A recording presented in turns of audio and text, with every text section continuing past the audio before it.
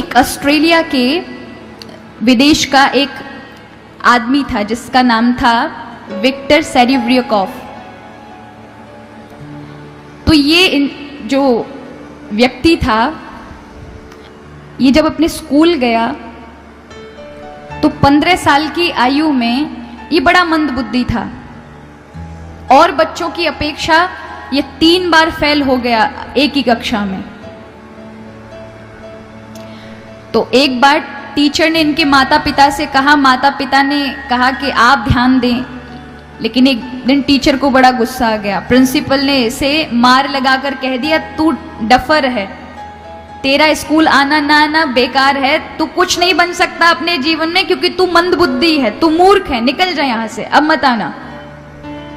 इसने पढ़ाई नहीं की, स्कूल का नाम तक नहीं लिया, गया ही नहीं पढ़ने के लिए, मेहनत करता रहा, बड़े बड़े मेहनती काम किए, कभी मजदूरी की, कभी लकड़ी काटने का काम किया, बहुत सारे काम किए। प्रेरित किया कि तुम सेना में भर्ती हो जाओ। और जब ये सेना में भर्ती होने के लिए गया तो वहां पर एक आईक्यू लेवल चेक किया जाता है कि इसके अंदर कितनी इंटेलिजेंस, ये कितना इंटेलिजेंट है। यानी एक आईक्यू होता है, हमारी सबके अंदर एक एक आईक्यू लेवल है, किसी का 150 होता है, किसी का 140 होता है, किसी का उससे भी कम होता है। जो आइंस्टीन था उसका 160 या 61 के आसपास था आईक्यू लेवल, लेकिन उसका 161 यानी 161 लेवल निकला। यानी ये 1 लाख में से किसी एक व्यक्ति का होता है।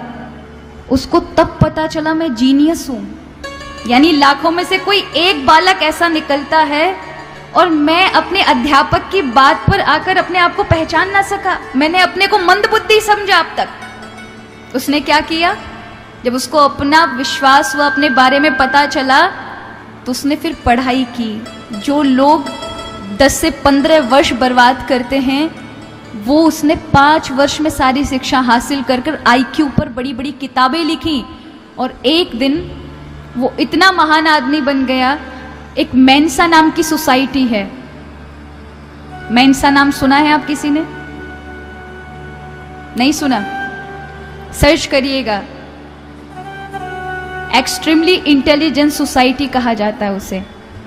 मतलब यानी जितने भी बुद्धिमान लोग हैं संसार में, वो जो संस्था है वो ऐसे लोगों को चयन करती है और अपना सदस्य बनाती है जो सबसे ज्यादा बुद्धिमान होता है। और इस समय उस संस्था के पास अब तक 1 लाख सदस्यता है, यानी पूरे विश्व भर में 1 लाख बुद्धिमान, सबसे बुद्धिमान इंसानों का उन्होंने आईक्यू लेवल चेक करके अपनी संस्था का सदस्य बनाया है। उस संस्था का वो चेयरमैन बना और पूरे विश्व भर में उसने नाम रोशन करा। कब किया? और ये नाम रोशन की जो प्रोसेसिंग थी मात्र 15 वर्ष के अंदर हुई उसके जीवन के। आप विचार करें कि एक आदमी जो कुछ भी नहीं था लेकिन अपने आप को जान पाया तो कितना बड़ा इंसान बन गया कि विश्व भर में आज उसे लोग जानते हैं। वो अब नहीं रहा लेकिन फिर भी उसके नाम से बड़े बड़ी चीजें लिखी जाती हैं। क्यों? क्योंकि उसने अपने अवचेतन मन को परिश्रम में लगाया।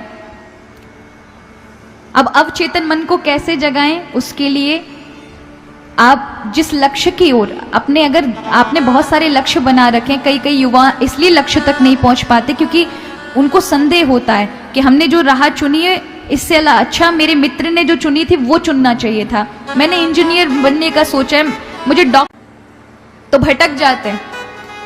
फिर ना तो वो लक्ष्य तक पहुंच सकते हैं, ना ही ये प्रकृति और परमात्मा आपका साथ दे सकते हैं। तो आप अपना एक निर्णय लें, आप क्या बनना चाहते हैं। अगर आप अध्यात्म राह में आना चाहते हैं तो फिर उसके बाद कोई दूसरी राह नहीं चुननी है, ये मन में आने ही नहीं चाहिए। लक्ष्य एक होता है।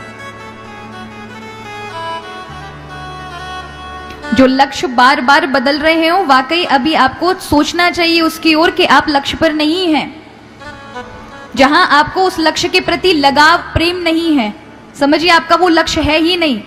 जिस लक्ष्य के लिए हमारे अंदर प्रेम होता है वही हमारा लक्ष्य होता है। लेकिन जिस लक्ष्य को लेने के बाद भी अनेक बातें आती हैं कि ये भी हो जाता, ये भी हो जाता, हमने कहीं गलत निर्णय, तो आपका लक्ष्य नहीं। अभी आप डिसाइड करें, निर्णय करें, सोचें आपको प्रिय क्या है, वो आपका लक्ष्य होता है।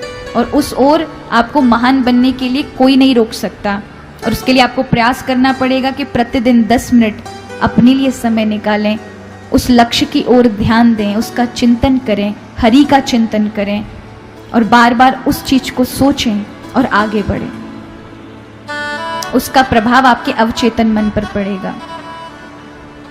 तो इस तरह से ये कॉन्शियस सबकॉन्शियस माइंड काम करता है। तो यहाँ वो भाई अगर बहन बैठे होंगे तो उनको पता चल गया होगा कि कॉन्शियस माइंड सबकॉन्शियस माइंड ऐसे काम करता है और ऐसे लक्ष्य तक जाकर लग सकते हैं। अगर